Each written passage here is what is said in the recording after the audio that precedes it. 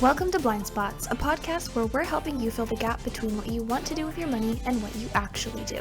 We are professional investors, writers, and financial planners helping you navigate the complexities of finance to optimize what you can control and cut out the rest.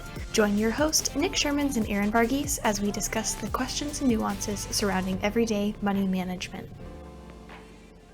Hello, everyone, and welcome back to another episode of Blind Spots. In today's episode, we are going to be talking about the dark side to retirement, or the side of retirement that is often not talked about. We know that numbers are very important, it's table stakes, as we often say, but we are going to be talking more about the soft stuff, again, things that you don't often hear about in retirement. So Nick, tell us about the story that we are going to be sharing today. So first off, I must warn you, this story does not have a happy ending, but if we can help one person, I think it's worth it. Mm-hmm. And this was a story that I stumbled upon Twitter, and I don't know why I stopped at this story. I don't follow this person, but his opening caught me. And this is a story from a financial advisor in Canada. And he's talking about his father. And when his father sold his business and retired, the change that washed over his dad. And his dad became a completely different person. And I'll share the highlights of the story. We can put the link in the podcast notes. And again, I don't want to be depressing or dire. There's no shortage of that when you turn on the news. But I think this is the understated part of retirement. And Aaron just mentioned we run the numbers for people when they're about to retire, when they can retire, how much money they can spend each year, the Social Security question. All of these things are important. But just as important is the softer side, your identity, your daily habits and behaviors and routines and how that makes you feel. So we're going to touch on that, which is, again, not often talked about, but very important in our opinion. So just as a disclaimer or a trigger warning, this topic touches on suicide and depression. So if that is not a topic that you feel comfortable listening to, stop here. But this story was shared by Mark McGrath, who is an advisor out of Canada, like Nick said, and it's about his father. So this podcast is for anyone in any stage of life. If you are retiring, if you are already retired, if you know someone who is going to retire or is already retired, he talks about the signs and just the journey that his father took. So we thought it was worth sharing. Right. So let's get into it. So let's talk briefly about the dad prior to his retirement. So he was a small business owner, very active person. He liked to golf. He was in good shape. He swam a few days a week. He was a black belt in karate. He was infatuated with the Japanese lifestyle for living a long and healthy life. Really loved steak and beer. We of course all have our vices. They raised two kids, Mark being one of the kids. And his parents did split up. So the dad and the mom did split up, but they were very close still and lived in the same area. So one day the dad goes to the sons and says, "Hey kids, I'm going to sell my business and retire." And the kids were really happy for him. He built the business, worked hard, and now it was time to turn the page. At that point, the dad was 58 and booked a 2-month trip to Asia. According to Mark, the son, that's when it all changed. Within a month of returning from his trip, he went back to working at the tile store, which he sold. And he didn't need the money. He just missed his store and missed his friends. And then slowly things started to change. He got bored of golf. He stopped golfing. He said he didn't like steak anymore. This was a man who ate steak 3 times a week over the last 40 years. Mark knew something was up. The father checked into a psychiatric ward. He told Mark, his son, he was having dark, intrusive thoughts and that he should get checked in.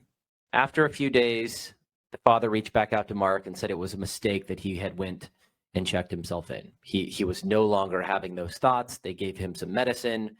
He checked himself out. He seemed better until a few days later.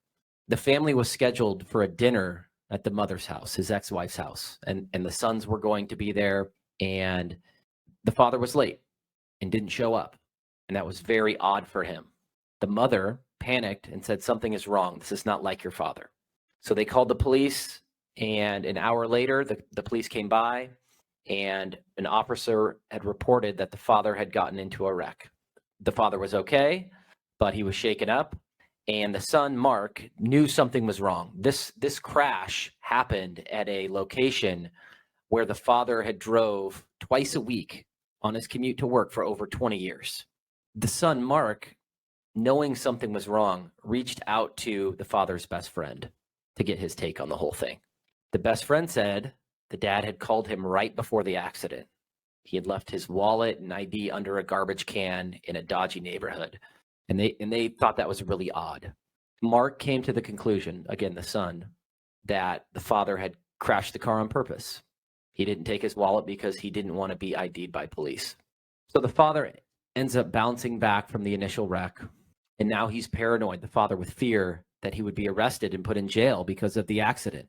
When the son was on his way home from work a couple days later, dad called and said he had a fight with mom and he was going to grab a hotel. Mark said, hey, you could come stay with me. We can talk it out. The father replied he didn't want to bother Mark, his son. On that evening, a foggy Thursday night in Vancouver, Canada, Mark was awoken by a phone call from a private number, and he didn't answer. That number called back, and it was the police. And they told Mark that the mom was upset and that I needed to drive 40 minutes in the middle of the night to go see her. Mark was hesitant and said, if I'm going to do that, you have to tell me what's up. And the police officer told Mark his father was dead. He had rented a car for some reason. The father drove it to the middle of Lionsgate Bridge in Vancouver, turned on the hazard lights, got out, and jumped off the bridge. So why are we bringing this up? Because, and I'm not saying that we've seen this extreme example, but we've certainly seen examples of folks not thinking about what happens next when they retire. They don't think about the softer side. They don't think about their identity going away. In this case, the dad was known as the tile guy. He was the guy that sponsored all of the sports teams with his tile company. It was a small booming town, and he's the guy that you went to when you needed tile. He was the tile guy. That became his identity. And when he sold his business, he lost that. Now he suddenly was a nobody, quote unquote. He lost his purpose, the very thing that made him who he was. And whether the father knew it or not, I think he really loved the business because if it gave him a sense of fulfillment that he didn't know he would miss. So by losing his purpose, he lost his essence, he lost his spirit, the very thing that gave him life. Yeah, it's something that is not often prepared for when thinking about preparing for retirement. It's all about maxing out your 401k and dialing in your expenses. But there's so much more to retiring than that. And I think that oftentimes you get so caught up in your day-to-day life that you forget about everything else that you're working towards, because you're working towards retirement so that you have time and freedom and space to do the things that you enjoy. And this just isn't talked about enough. Well, and think about just your daily habits, right? Like I mean, we all have smartphones, but I have a Apple phone where I set my alarm every single morning because I have a routine. Monday and Wednesday, I don't have meetings and I work in Camas. Tuesday, Wednesday, Thursday, I come down to Lake Oswego and I get up earlier because I want to beat traffic. I know when the girls' sports season is. I just have my calendar so dialed, my daily habits so dialed. And to think if I suddenly woke up next week and I had nothing to do and I was free to do whatever I wanted, I'm not saying I couldn't fill that. But what we're saying is it takes intention. It takes anticipating this is what's going to happen. It takes range, having different hobbies and interests and social circles. It's almost like starting at a new school, lifting out of everything that you know and starting a brand new school. You have to build up your reputation, build up your identity, build up your routine and daily habits all over again. And it's good if you're thinking about that.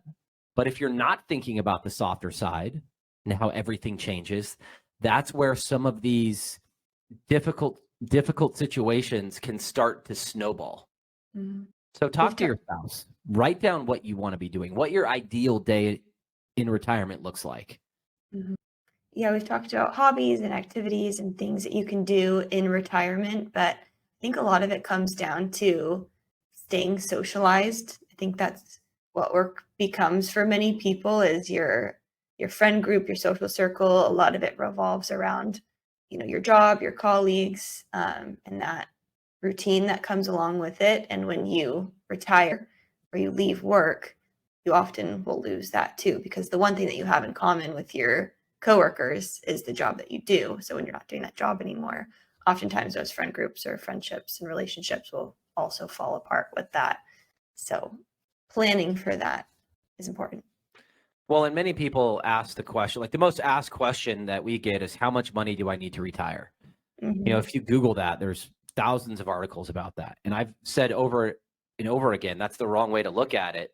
Talking about this story, you can almost back into what's appropriate for you based on what you like doing.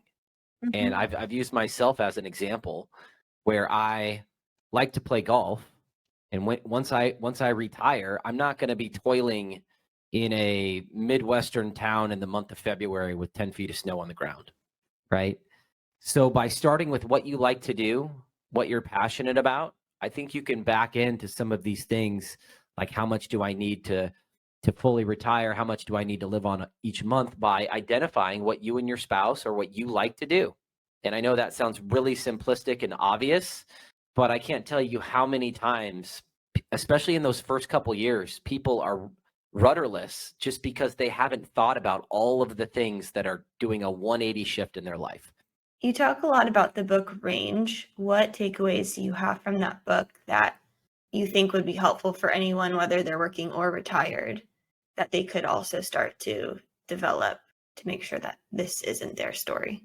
Yeah, so the premise of Range is everyone's in a rush to specialize, and this might not map over one to one, but I think there's some parallels. Everybody's in a rush to specialize in this country. Think about the absurdity of a high school junior having to choose a college based on what he might want to do that could affect the next 30 years of his life. Or once that college freshman is going into a sophomore year and everyone's telling him that he needs to specialize, he or she needs to choose a major that could influence or impact the next 30 years of his career or her career. So it's really the same principle. Range is all about trying different things, different skills, different hobbies, different sports, different studies that expose you to many different things or disciplines to find your true self, to find what you're really good at, to find what makes you happy. So looking at my own situation, once I do decide to retire, I might try something I would never try, just for the simple fact that I might like it. I might discover a brand new side of myself. Like, I'm horrible with art. Like, my daughters like to draw pictures and paint and all that stuff, and they always try to get me to do it with them. And I'm awful at it, but I really gave it a try. I painted my dog, who's like a Lhasa Apso, and he's getting older. He's turns 11 this year, and he's not going to be around forever. He's already kind of declining. So I decided to do a number painting, and I really enjoyed the process. And I think I might have uncovered something that I could enjoy doing once I have more time. So Range is all about just trying new things, putting yourself outside of your comfort zone, not getting stuck in a groove or a routine, constantly keeping it fresh to find your true self, to find a different side of yourself. Yeah, it's really hard to try new things and be intentional about it just because time often when you're working is so little, it feels like. But we had an interesting conversation with the group a few weeks ago, and just kind of went around the room and just asked, what have you done new recently? Have you learned anything new? Have you tried anything for the first time? And it's kind of a fun dinner conversation, but when I was asked that, it really made me think, time continues to pass. Are you continuing to learn and grow and try new things and do new things? And for a lot of people, the answer is no. So I just encourage anyone to just try something new. Doesn't matter how big or small it is, but you really start to discover new things about yourself when you go out and try to do that. Yeah, just one last comment on that, and I'm glad you brought that up because that was a great it was great insight into other people's lives.